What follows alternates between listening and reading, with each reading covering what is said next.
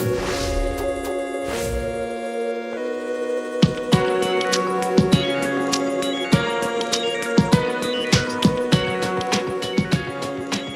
good management?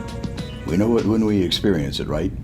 Obviously, there are good managers and there are poor managers. So what makes a good manager? Well, first of all, they're fair. They treat everybody the same. They also care about their organization, their customers, and their employees. Everything they do is for the good of the organization and the customers.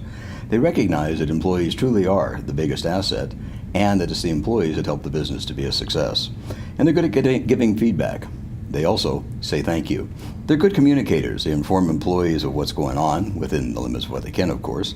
They're good at explaining responsibilities and tasks, and they provide guidance and feedback. They're good decision makers and problem solvers. They can analyze issues, gather facts, and make sensible decisions that move things in the right direction. And they can adapt to change. Change is inevitable. We all have to deal with it. They embrace it for the opportunities that it offers, and they find ways to effectively manage it.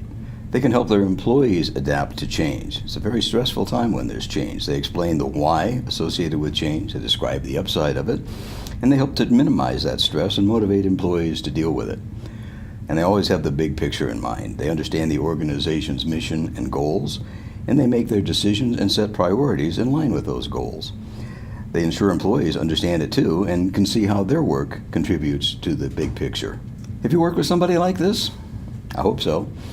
It's usually a great experience and it makes you want to come to work and go the extra mile. If you work with someone who has the opposite characteristics, it makes you dislike your job and you sort of hate going to work every day. Think of the bosses that you've had. Where do they fall in with this? Did they exhibit all or most of the qualities of a good manager? How did they make you feel about your job? I'm not sure I've ever had a manager that had all of these characteristics, but I've certainly had several who have had most of them. I've had a lot of good managers over the years. Probably the example of the worst manager I ever had clearly was focused on her own needs, her own goals to the detriment of others, really didn't care about the organization overall or the people working with her. She was poor at communication. She gave mixed messages.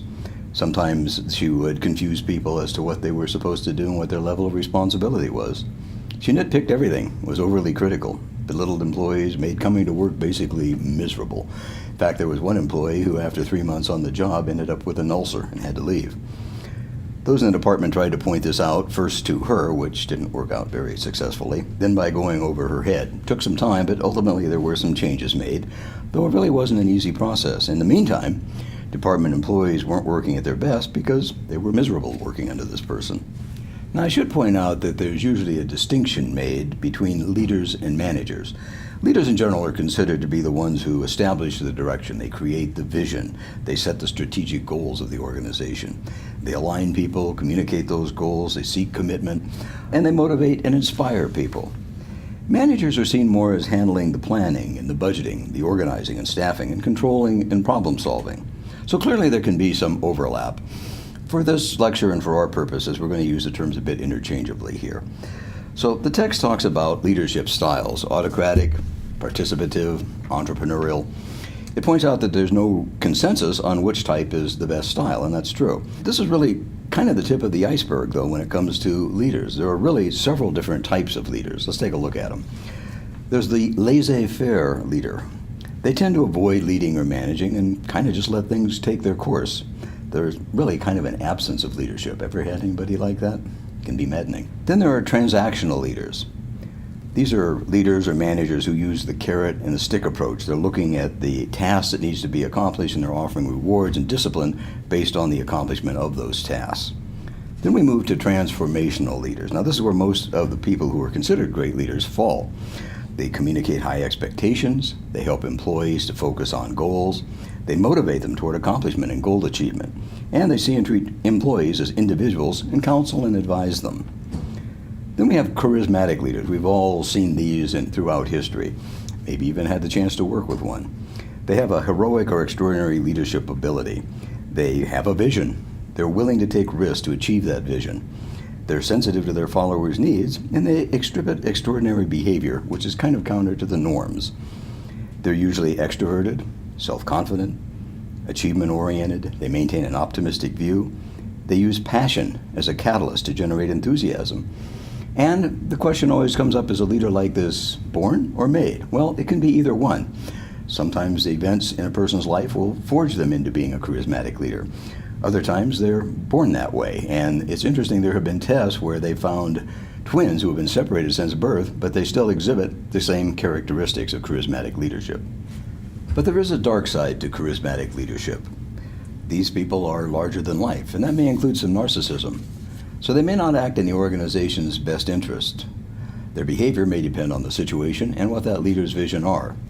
It's kind of odd to think of the people I'm going to mention in terms of charismatic leadership, but keep in mind this is the dark side.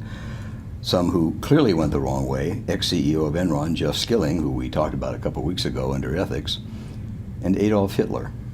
They're also authentic leaders. These people are very ethical. Their primary quality is trust. They share information, encourage open communication, and stick to their ideals. As a result, people believe in them, and it can heighten individual and firm performance. And finally, there are servant leaders. These are people who focus on helping followers grow and develop. They use persuasion instead of power. They listen and empathize. The results are a higher commitment to the leader. People have self-efficacy. That's a belief in their own ability to accomplish something. They have perceptions of justice, and you get more creative performance. The perception of team potency equals higher performance. So think about the leaders or managers that you've known. Where do they fit into this picture? Have any of them inspired you? And if you find yourself a management or leader in a management or a leadership role down the road, what characteristics of those good managers are you going to emulate and adopt yourself?